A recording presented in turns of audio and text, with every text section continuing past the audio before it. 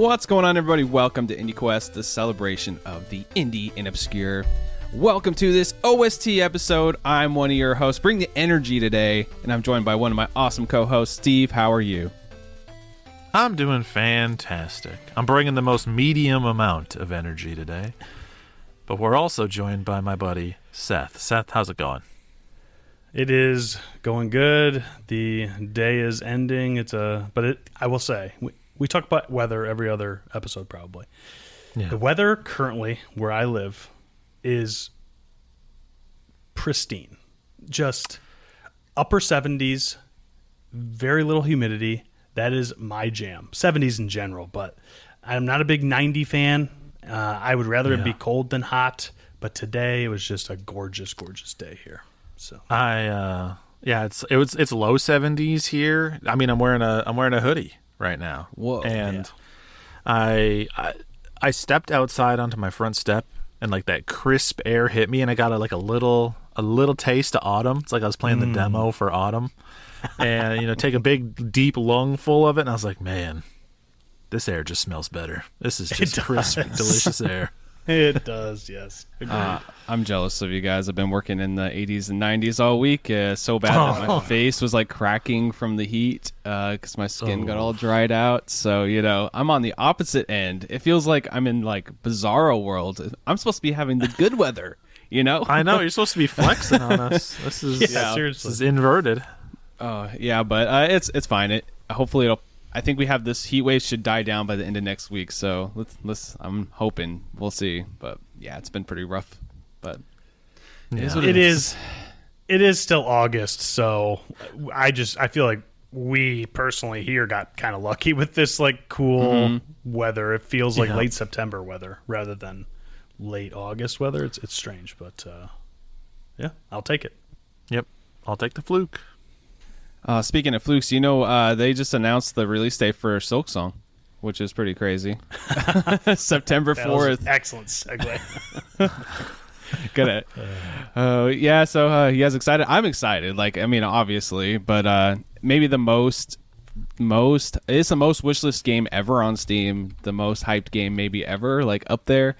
Maybe close to like Half-Life 3, which isn't even out, or like the Final Fantasy 7 remake or something. Like the hype level is like so crazy, like off the charts for this one.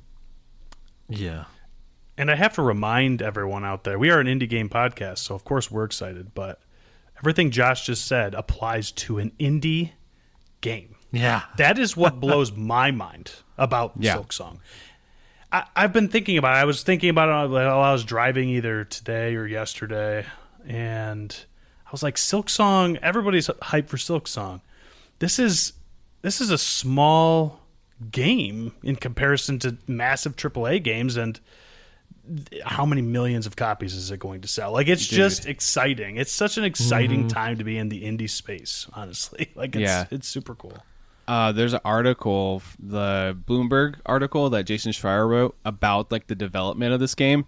They're like, dude, we're just chilling. Like, we're having the time of our lives. We're making our art. It's three main guys that are making Silksong, like three dudes just having the best time ever, raking in that amazing Hollow Knight, like continuous sales, just bring that money in. And they're like, we're just going to get it done at our pace and take our time, make the game we want to make. And that's just, to me, that's amazing.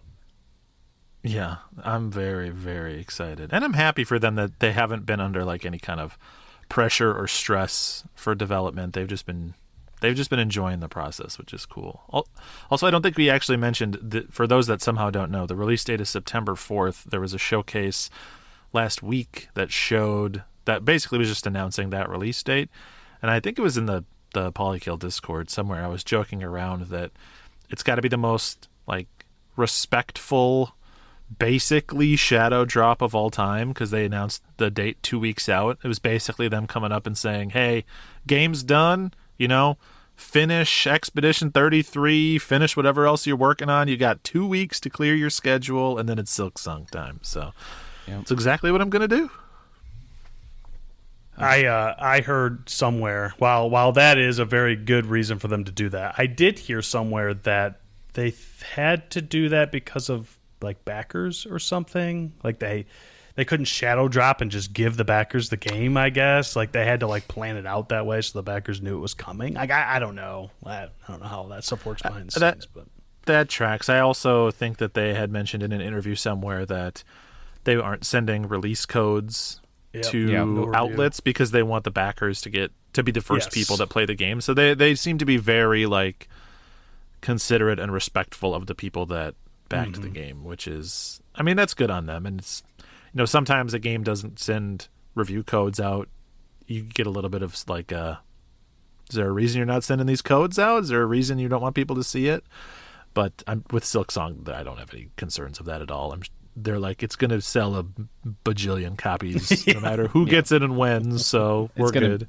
I'm sure it's still going to be critically loved. Like, I have no doubt in my mind it's going to be at least on the level of Hollow Knight, which that's already a high bar, so it's like, if they can make a game better than Hollow Knight, I don't know, but if it's at least like somewhere around that level, it's going to be probably Game of the Year contender, right?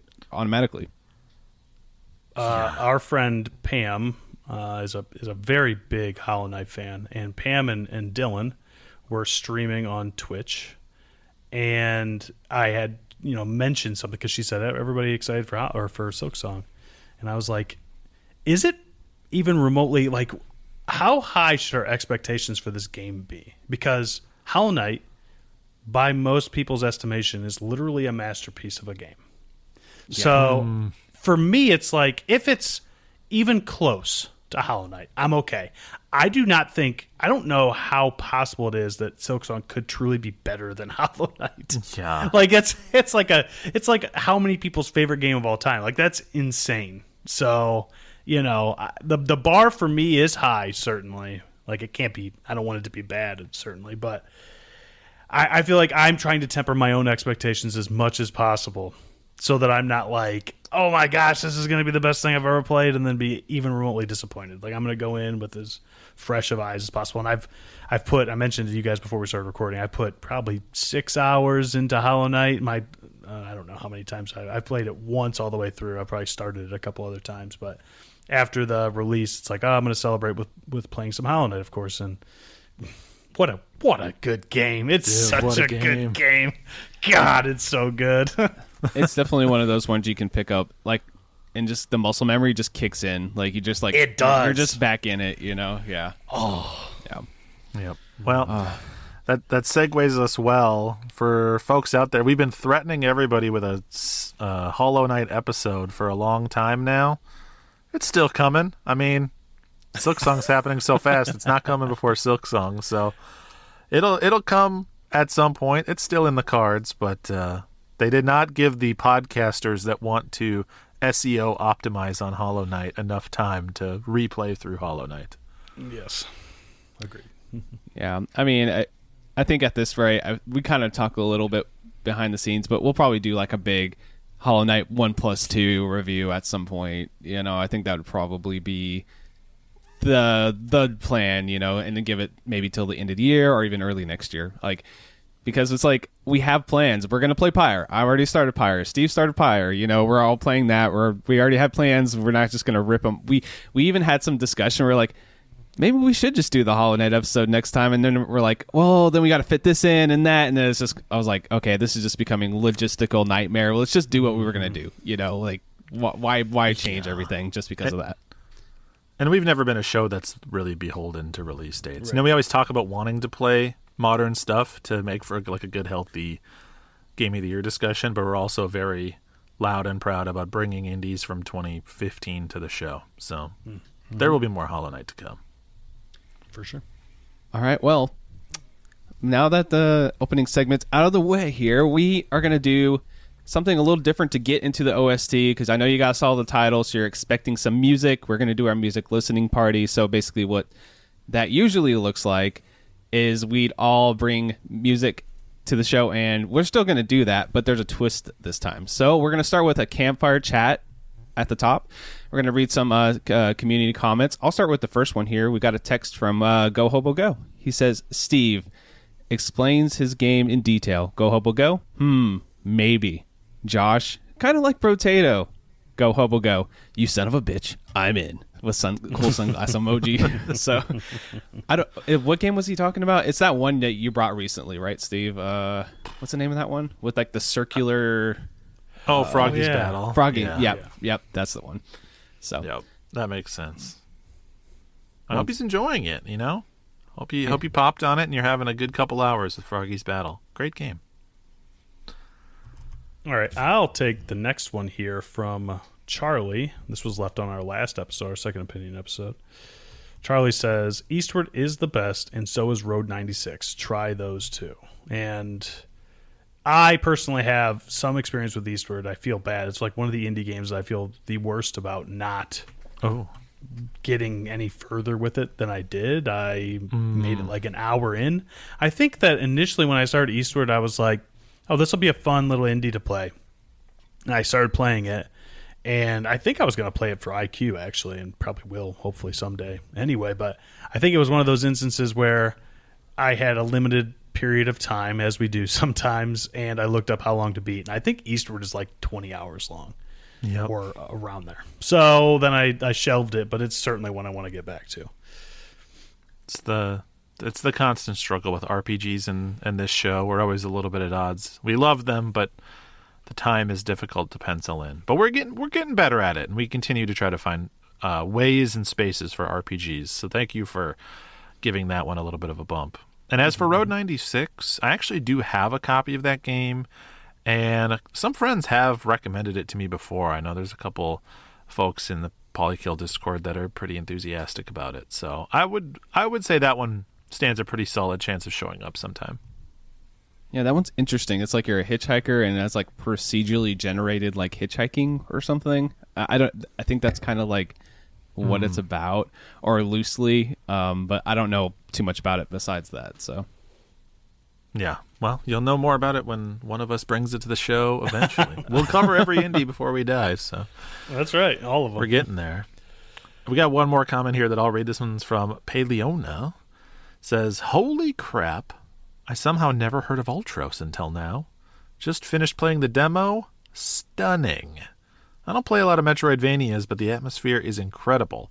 Really love the slower pace too. Thanks for highlighting it in this episode. And I don't know which episode it was. I don't know if it's the one where we discussed Ultros proper, or if it's one of the 7 others where I reference it or bring it back up in conversation. But yeah, it was actually on the... It's got to be the second opinion. Second right? opinion, yeah. It was on the second opinion, yeah. Yeah. So you're welcome. I'm glad that you can enjoy it. Now we just got to get Seth on that train. Yeah. Someday. Whenever Josh plays Inscription, that's the deal we made. Okay, sounds good. It's going to happen. All right, so I'm going to take the last one here. This one's an email. So this is a little interesting and different. We're going to try something new today, a little bit. Our buddy Wiwiweb sent us an email, and he says, hi, Wiwiweb here with some cool indie songs. And I'm going to leave it there for now because he is going to be basically our fourth chair today, and he has 3 picks that we're going to blind react to, which we haven't really done before. So I think that'll be fun. We're just going to mix them in with our picks. So do we want to start with his first?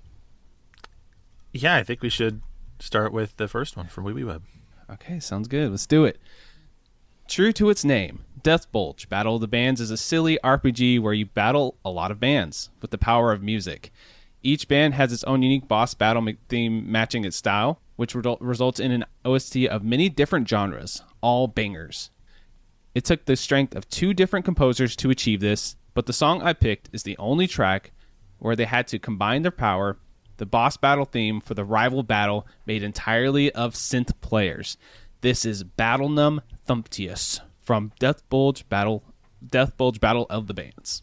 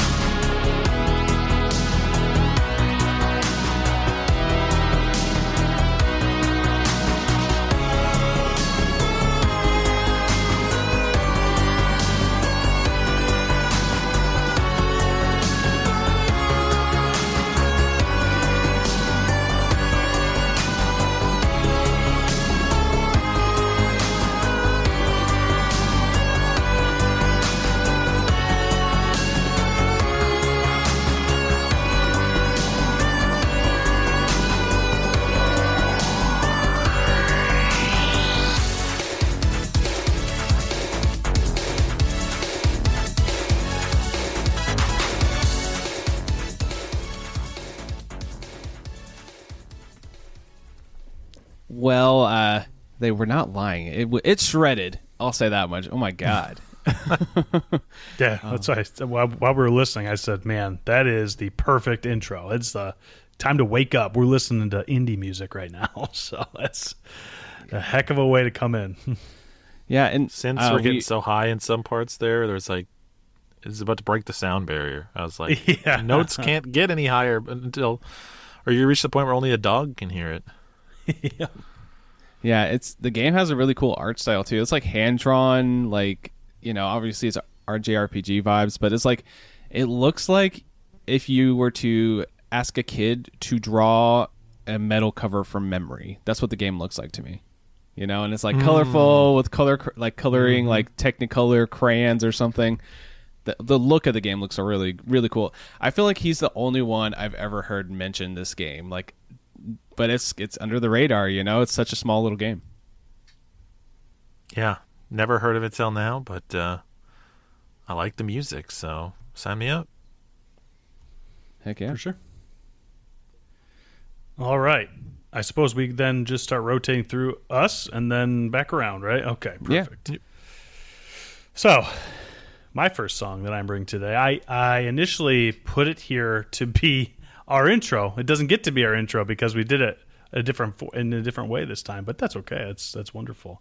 This is still kind of intro energy because it is literally the intro to a game that I played this year.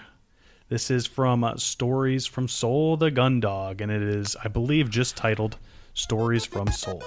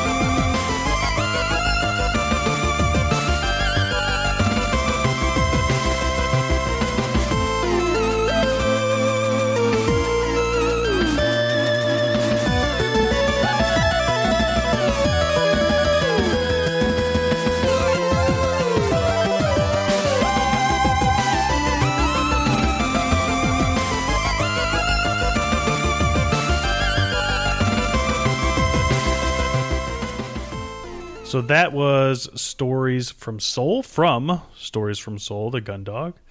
And I was kind of mentioning as we were listening to it as a group here that title screen for that game I would just let sit sometimes when I would start playing it again, because it just gets you into that energy and that headspace you're supposed to be in to play a kind of gripping tale, space themed, that kind of harkens back to that early 90s era, that chiptune-y, that I don't know, that kind of PC 98 type, what there is kind of what they're going for, and that's kind of what it pushes. So how did you guys feel about it? It's just like envelops you with arpeggios on both sides. That's all you hear, just in the best possible way. And I could see the song just being an earworm, and you're just kind of humming it to yourself while you do the dishes or something later on in the day after you finish playing. Yeah, it might be too catchy. Like a song that goes that hard, and then I press start, and like a couple paragraphs of text just show up, and I just start reading. I'm like expecting, for a spaceship to launch out of a bay and start shooting asteroids or something. Mm-hmm. For sure. Yeah. Great picks. Yeah. Well, we're 2 for 2 on high energy tracks, and let me tell you, that's about to change. Not that this is a low energy track, it's just a little more chill. All right. So we, of course, recently had the release of Sword of the Sea, new giant squid game. Folks know I'm a huge fan of the track record of both Giant Squid and that game company. if you follow their lineage all the way back. So I had to bring a song from Sword of the Sea here, composed, of course, by the man, the myth, the legend, Austin Wintory. And this particular track, it takes place in kind of an icy area, sort of in the middle of the game. This is kind of like, believe it or not, this track is like the higher energy sort of like victory lap after a little bit more of a somber setting. So it should give you a good flavor for what the Sword of the Sea soundtrack is like. Let's check it out. This is Dreaming of Vengeance.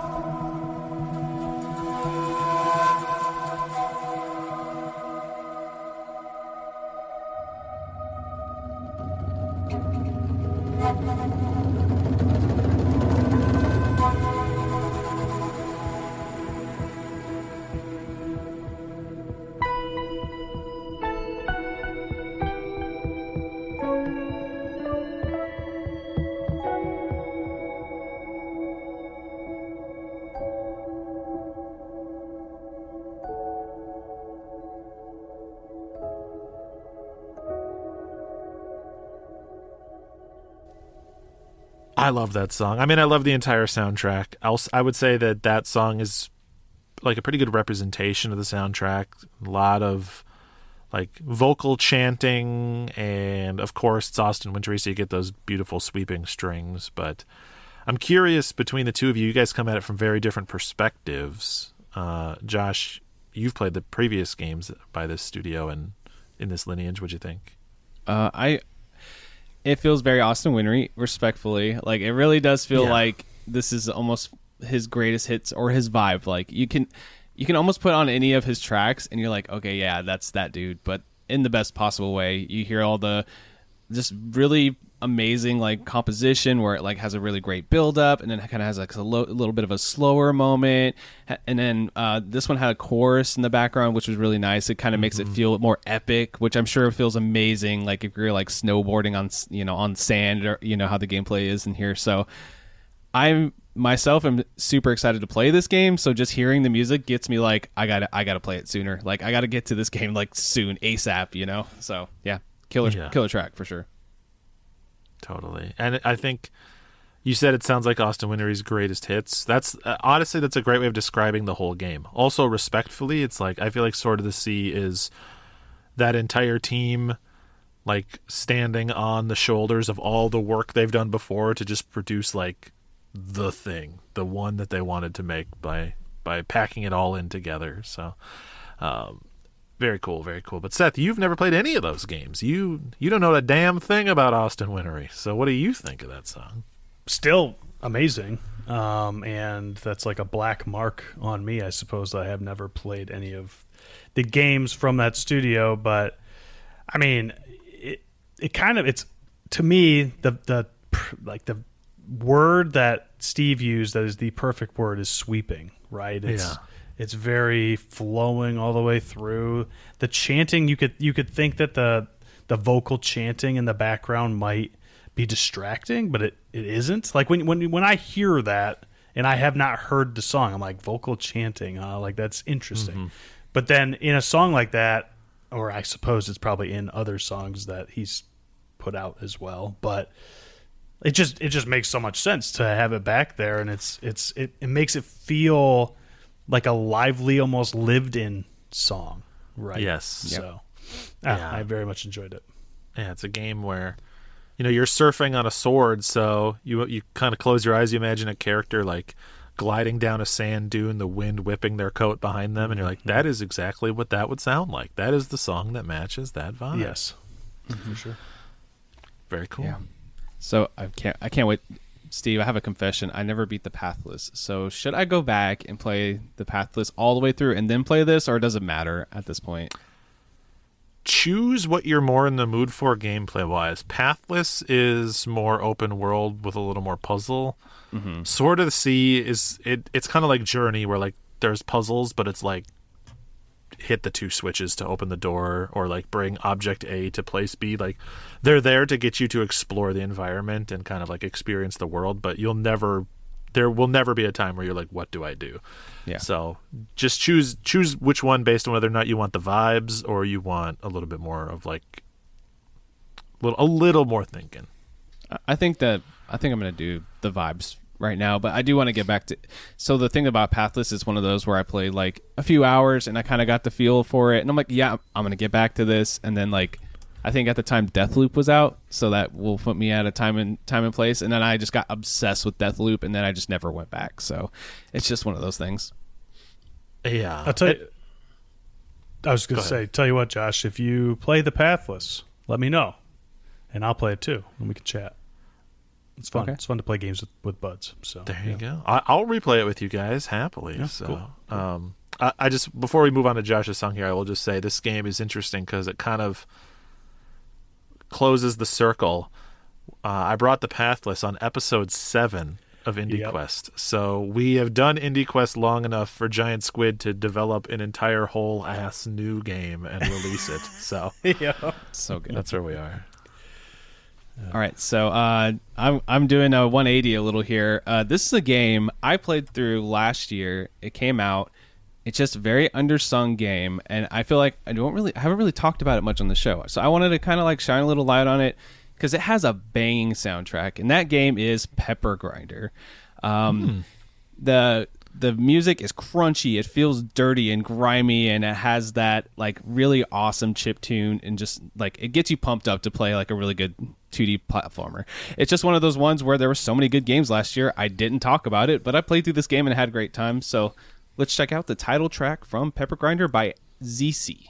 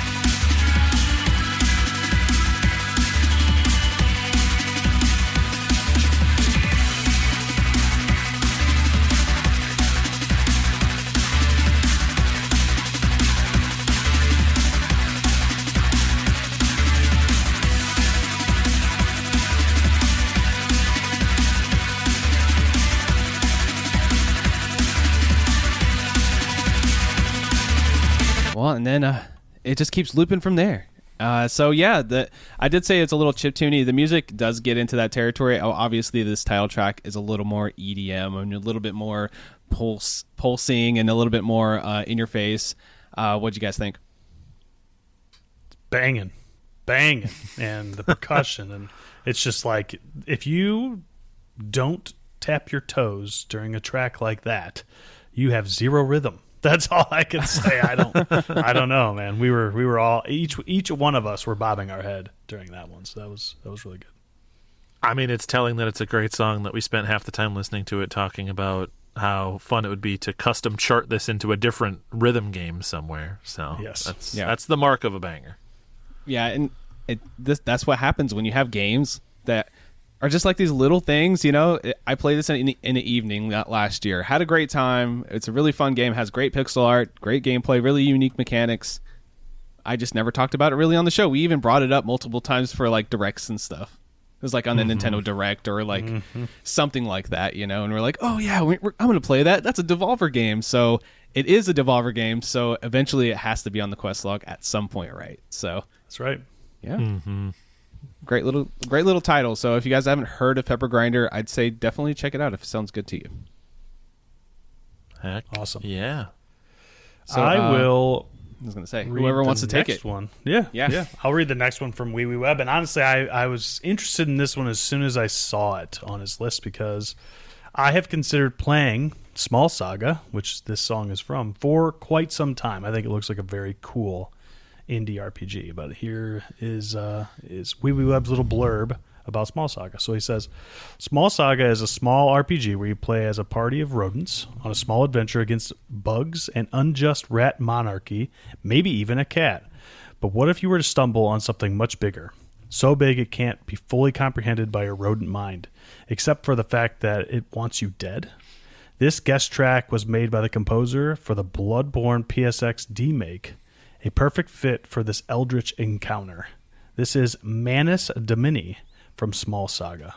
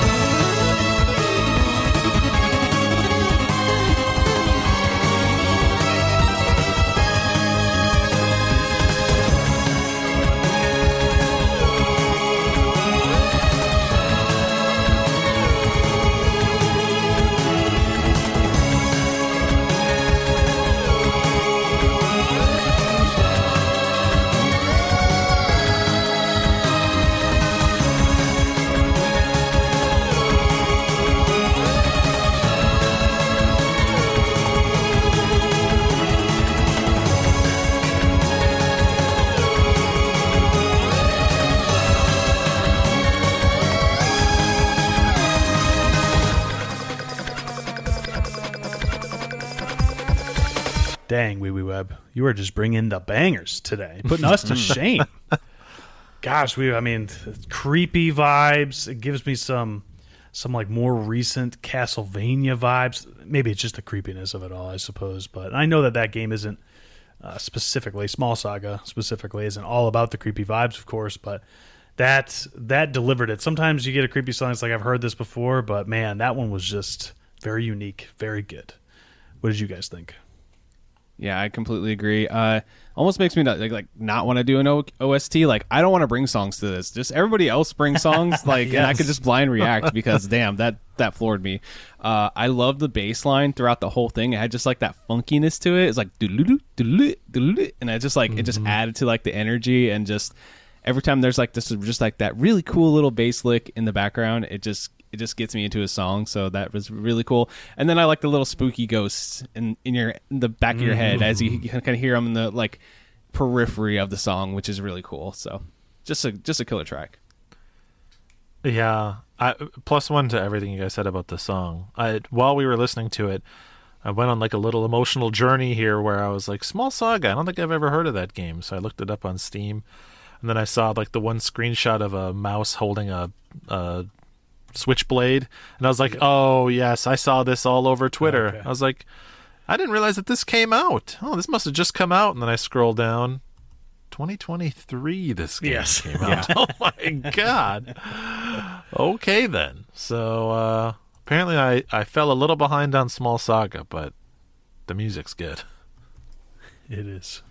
And another example of us, indie games are coming out every day that they pass us by, and then it's 2 years goes by and we thought that they were still to be released. So that is the struggle of an indie game content creator, I suppose. Truth. Yeah. Yeah, I mean, it's like, before we know it, we're going to be Bubsy 4D is just going to pass us by, and then we're all going to be sad because we didn't get I to would play never it. let that happen. I would never let that pass me by. I will let you guys know when I'm playing it. All right. On to my, I suppose, last one for the day. This is another game that I played this year, and I mentioned it on the episode proper that I brought it to. Truly one of the best video game soundtracks, full stop, for any game that I have ever played. And that is from Starvaders. This track is called Galactic Finale. Honestly, super tough to pick just one. But this one, we'll see what you guys think. Let's listen to it.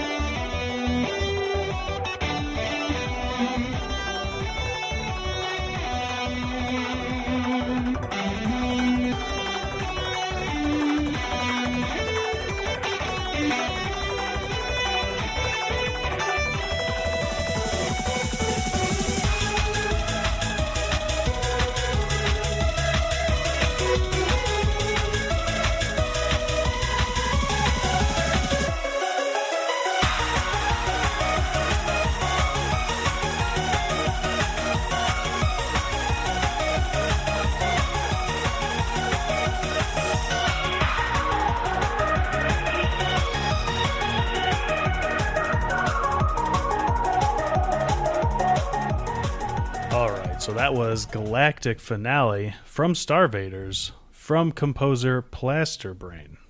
Thank you. I'm gonna give credit to Josh for finding that. Speaking of Josh, how'd you feel about that track, Josh? Oh, I'm sweating, man. Oh. No, it's killer. It's like when you think it's like already like built up all the way, it changes key again, adds 3 more instruments, and then just keeps going. And it's like, all right, we're just gonna start. It's like, oh yeah, this is good, you know, some synth, and then here's some guitar. Why not? And it starts shredding, like, you know, like just the craziest guitar solo you've ever heard in your life, and then it just keeps on going. And to think this is just such a simple premise for a game, and the look of the game is pretty simple. To have this does add a lot, I'm sure, when you're playing. Yeah. It's a tactical card-based roguelite. Like, you're not.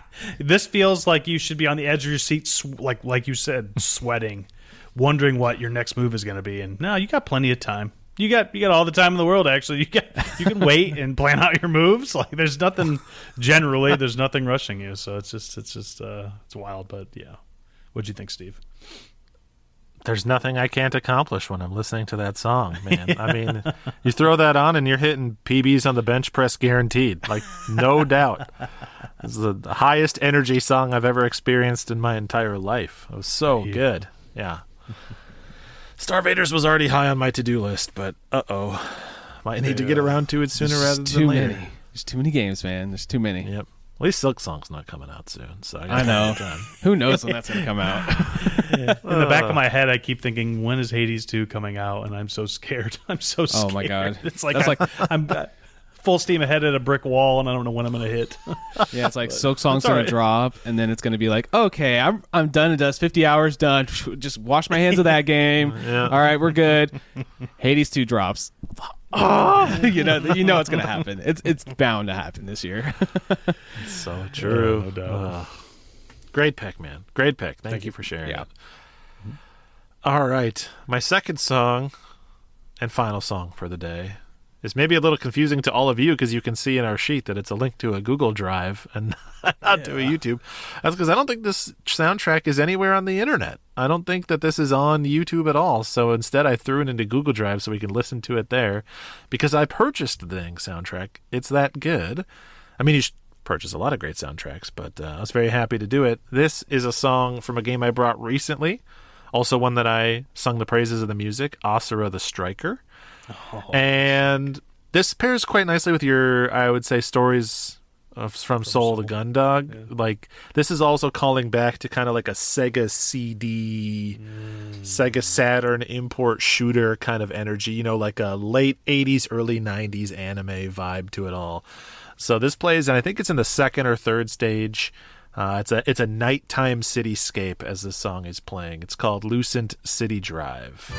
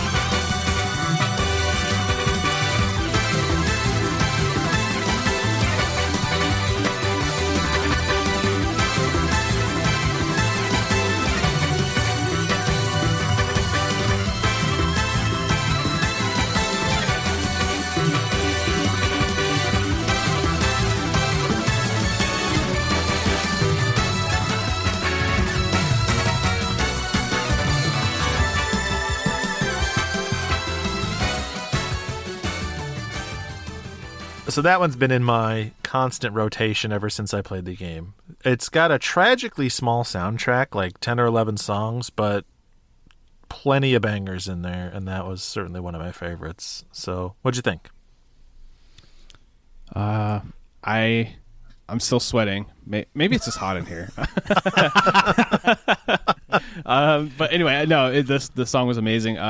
It just like it's the same thing. Like you said, it follows us very well. It's pretty much just a song that starts and it builds, and then the build never stops. It's just like it's just that crescendo that just goes on into the distance and never ends. So perfect for that style of game, obviously. And then it just really gets you pumped up and just kind of ready to do anything. To me, it like exudes happiness. Like it is a very happy song. Like you cannot listen to that song and be depressed. When it's over, you get more sad, of course, but it's just bursting with energy the entire way through. It's so catchy and so good. I related it. I was thinking of there's so many things that like kept coming to the tip of my brain. Like, what does this sound like? And Steve touched on a lot of them. It's very anime in a lot of ways, but it reminds me of like a more energetic version of something that could be played on a Rainbow Road in Mario Kart or something like that. And I mean, come on. Rainbow Road is always one of the best tracks in every Mario Kart game. So this is also a fantastic track. Yeah, absolutely. So hopefully folks enjoyed. And I would say go check the game out too. It's good. Or go back and listen to our episode if you want to hear me talk more about it. Very fun rail shooter. Yeah, it's like one of those. It should be on YouTube because it's criminally underplayed. Like I feel like if it was on YouTube, it would have at least a decent. Hopefully, it would have a few thousand listens. But anyway, for sure. Yeah. All right, so my last one here is from a game I brought recently to the show. It's from the game. It's an RPG. It's from In Stars and Time. It's by the composers are Studio Thumpy Puppy. Studio Thumpy Puppy. I was looking them up earlier, and it's like a group of queer artists making music for video games. So, which is pretty cool. So to put some context for this specific track from the game, it's the game obviously is in a time loop. So this is kind of like near the end of the game. I'm not going to spoil like what is going on or anything, but let's just put the mood here for you guys. So basically, the main character is down on his luck. Everything just seems horrible. This whole mission that he's been on this whole entire time, or they've been on this whole entire time, is basically over, right? Like, I can't believe I'm failing this hard. The music kind of goes really sad, and then it just gets really quiet, and then all your friends come and help save the day, and then this track comes on, and it's super triumphant, and it'll get stuck in your head. It's called "The Power of Friendship" from In Stars and Time.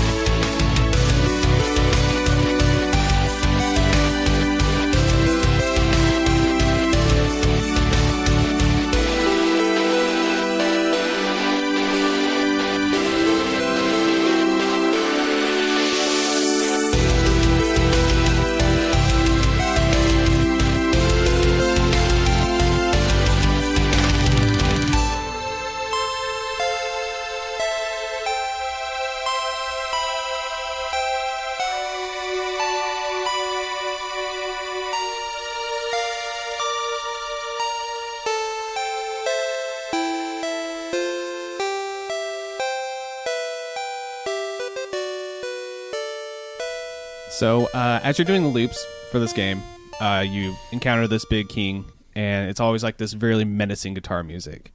And it's like he's evil. It sounds really evil. It's really like metal themes and vibes. And what this song does, it kind of takes a little bit of the themes throughout the game and mixes it in to this final big like climactic battle.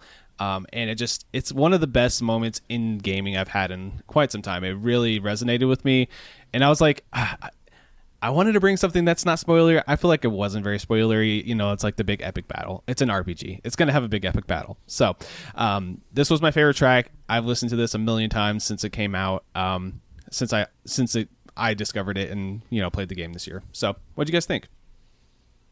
It was great. Yeah, you can definitely tell the song individually, very catchy, like very triumphant, very fun.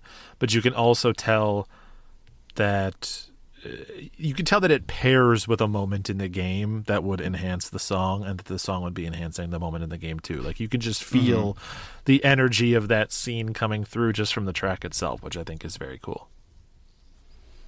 Years ago, I brought a game from Beacon Pines called Heart to Heart, which is still one of my favorites, and that has a very similar impact on you as a player in the game.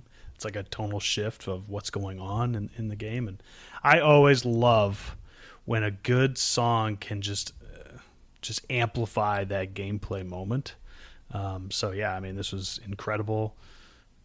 I think my big takeaway from it is, man, those drums, I can get it. They were just going hard, man. That was so good. So great track. Yeah, I love how it's just like the sickest metal song you've heard ever. Or, it just kicks ass, and then it just has that nice chip tune like main theme, just kind of sprinkled throughout here and there. Oh, I just love it so much. For sure, absolutely. Very cool. Well, I'll take the last one here. This is our final song from fourth co-host Wiwiweb, closing us out today with their third recommendation. They say, "I'm not sure if you'll have time for a third recommendation, but if so, here's a more popular track for the last one. Ultra Kill is already a high-octane game with a soundtrack to match, but for the freaks who managed to reach this extremely hard secret level, the developer has prepared an intense gothic track that never lets up. You cannot blink, you cannot breathe. There is no doubt as to what kind of hell you've gotten yourself into." So this is a song called Tenebrae Rosso Sangue? No way. It's from Ultra Kill, though, so sorry if I butchered that name.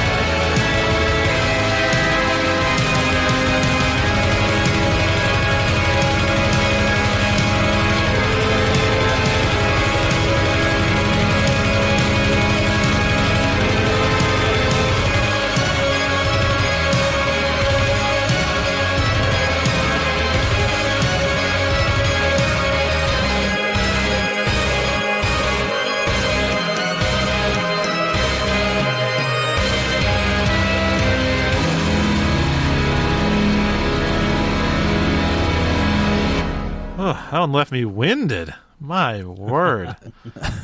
That was intense. In a good way. You know, quite an enjoyable song, but hot dang was that high energy. Boys, what'd you think? I think we got smoked today by Wiwiweb, and I feel so bad about all the choices I've made. It's like, man, I've got some really good songs, and Wiwiweb just comes in here and just drops just banger after banger on us. I mean, the organ, not very often. I think this might be the very first time that I have said on IQOST, dang, that was some good organing going on in there. So. I've always been thinking it in the background, but Okay. Yeah. I don't even know what that means. I don't know.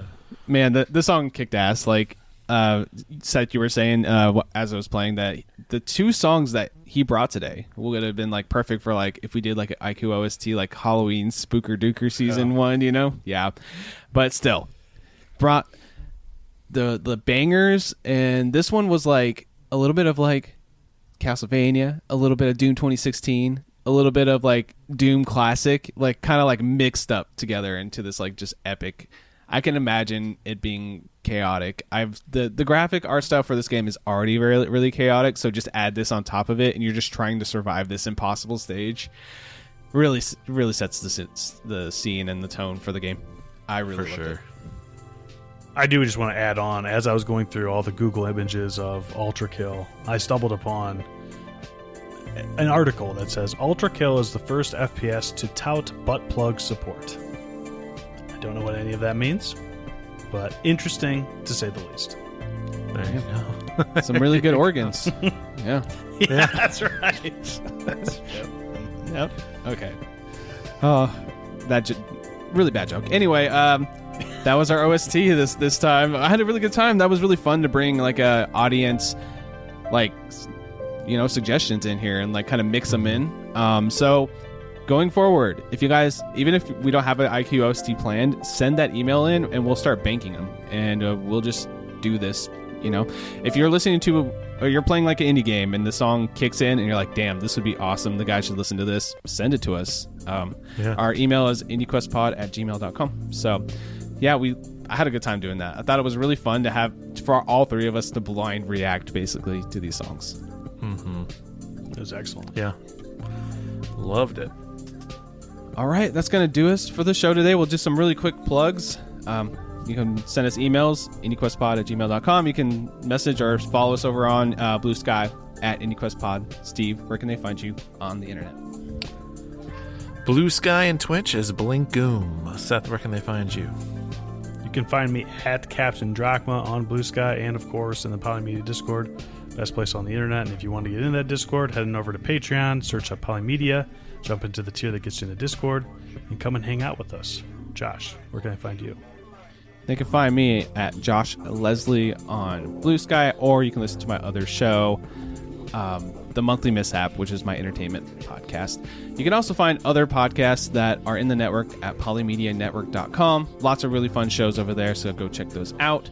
And last but not least, we are playing Pyre to continue our Supergiant game reviews. So if you guys are playing Pyre, let us know. Send us DMs, send us messages, send us a message on Blue Sky, wherever you want to send us. You can send us a text to the show. There's a link in the description.